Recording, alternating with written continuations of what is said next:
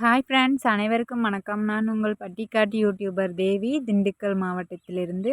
இன்றைக்கி என்ன வீடியோ பார்க்க போகிறோம் அப்படின்னு கேட்டிங்கன்னா, சந்தையில் மாடு வாங்க போகிறீங்க இல்லையா, அவங்க கண்டிப்பாக மாட்டை கவனித்து பார்த்து வாங்குங்கங்க. அதுக்கு முன்னாடி போன வீடியோவில் பார்த்தீங்கன்னா, அந்த 55,000க்கு மாடு வாங்கி 15,000க்கு விற்றேன் அப்படின்னு சொல்லி வீடியோ போட்டிருந்தேன்ல. அதில் அது கன்றுக்குட்டியை விற்றது என்னோட தப்பாக இருக்கலாம். அந்த தப்பை சரி பண்ண முயற்சிக்கும் பொழுது அந்த தப்பை என்னால் சரி பண்ண முடியலை. சரிங்களா? அந்த சூழ்நிலையில் இது நம்மளால் இந்த சரி பண்ண முடியாது அப்படின்ற சூழ்நிலைக்கு விற்கும்போது எனக்கு நஷ்டம். நஷ்டம் அப்படின்னா கையிலேருந்து காசு போட்டு நான் மாடு வாங்க கிடையாது. அப்படி வாங்கினாலும் எனக்கு தான் நஷ்டம். கடன் வாங்கி மாடு வாங்கும்போது அதில் எனக்கு ரொம்ப கஷ்டமும் மனக்கவலையும் 2ம் சேர்ந்து கூடிக்கிச்சுங்க. கண்டிப்பாக கையில் காசு இருந்தால் மட்டும்தான் இனிமேல் மாடு வாங்கணும் அப்படின்ற சூழ்நிலைக்கு நான் வந்துட்டேன். அப்புறம் இன்னொரு கமெண்ட் என்னன்னு பார்த்தீங்கன்னா, தேங்காய் அரைச்சி ஊற்றும்போது தேங்காயை பச்சையாக ஊற்றாதீங்க, காய்ச்சி ஊற்றுங்க அப்படின்னு சொல்லி ஒருத்தர் கமெண்ட் பண்ணியிருந்தார். ஆமாண்ணா, ஒவ்வொரு ஊருக்கு ஒவ்வொரு பழக்க வழக்கங்கள் இருக்கும். மக்காச்சோளத்தை மானாவாரியாக விளைவிக்கிறதுக்கும் மக்காச்சோளத்தை தண்ணி விட்டு வளர்த்து விளைவிக்கிறதுக்கும் வித்தியாசம் இருக்குது இல்லைங்களா? அந்த மாதிரி ஒவ்வொரு ஊருக்கும் ஒவ்வொரு பழக்க வழக்கங்கள் இருக்குது. அதே மாதிரி எங்கள் ஊரில் இந்த மாதிரி இப்போ தேங்காய் பச்சரிசியை பச்சையாக மட்டும்தான் ஆட்டி ஊற்றுவாங்களே தவிர காய வச்சு ஊற்ற மாட்டாங்க. அதைத்தான் நான் அந்த வீடியோவில் பதிவு பண்ணினேன். சரிங்களா? இந்த வீடியோவிலங்க சந்தையில் மாடு வாங்க போகும்போது சந்தையில் வர்ற மாடுகளில் 100ல் 50% மாடுகள் கண்டிப்பாக ஒரு குறையோடு தாங்க வருது. அது என்ன குறை அப்படின்னு தானே கேட்குறீங்க.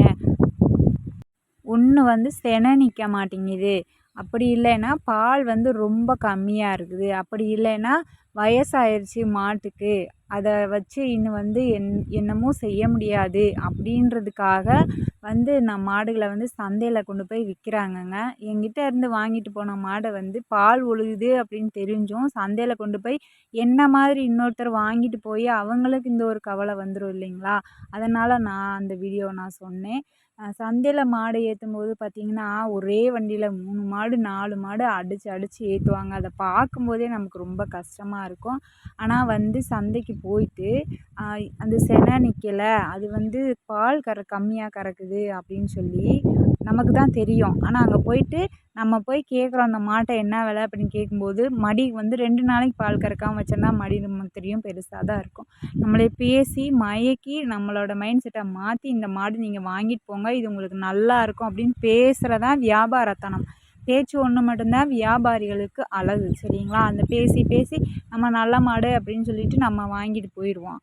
இதுவே நம்ம பக்கத்தில் போய் மாடு வாங்கினோம் அப்படின்னா நமக்கு பிடிக்கலை அப்படின்னா 2, 3 நாளாக கொண்டு போய் விட்டுருவோம். சந்தையில் மாடு வாங்கினோன்னா யார்கிட்ட வாங்கினோம், என்ன செய்ய முடியும் அப்படிங்கிற ஒரு கேள்விக்குறி நமக்கு வந்துடும். அதோடு நமக்கு பயமும் வந்துடுங்க.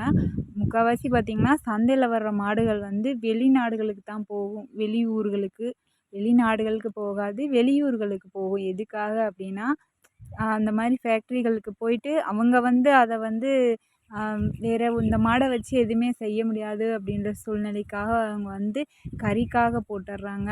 மெயினாக சந்தைக்கு போகிற மாடுகள் கறிக்காக தான் போகுது. நம்மளை மாதிரி வளர்ப்புக்காரங்களுக்கு சந்தை சத்தியமாக செட்டே ஆகாது.